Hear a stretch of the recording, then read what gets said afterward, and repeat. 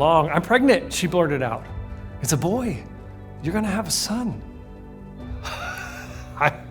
I was excited, and I knew in that moment I had to name him Paul to honor my dad.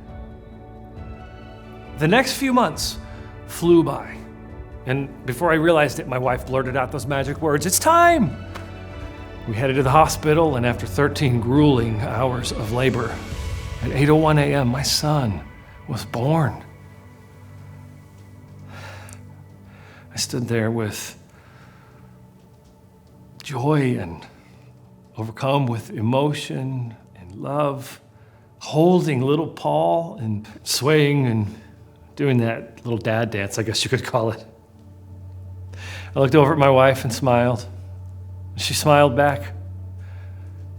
And then her eyes rolled in the back of her head. And I knew in that moment something was wrong. And all of a sudden the place started flooding with all these people, and I handed off the baby. I was in panic and fear, and they had to physically hold me back. I tried in that moment to draw on the spiritual deposits that she'd been making all those times. You'll get through this. God is with you. You'll get through this. God is with you. God, I don't need you to be with me right now. God, please be with my wife. Be with my wife. I started having an argument with God right there. In that moment, I started to yell at God, "God, are you really going to exchange my newborn son for my wife?" I don't know if that argument was audible or it was just in my head, but all of a sudden, this high-pitched, piercing sound started to break through. I'd heard it thousands of times on my favorite TV shows and movies, but I never thought it would happen to me. 8:01, my son took his first breath. And 8:13, 12 minutes later, my wife took her last.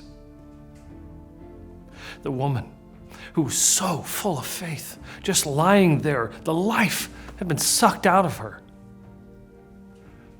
She unknowingly lost her life while giving life to my son. It was supposed to be the happiest day of my life. I wasn't just mad, I was confused, mad, I was furious. 12 minutes.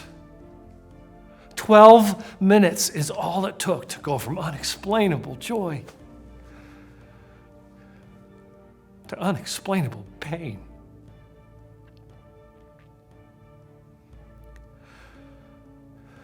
It's been 3 days.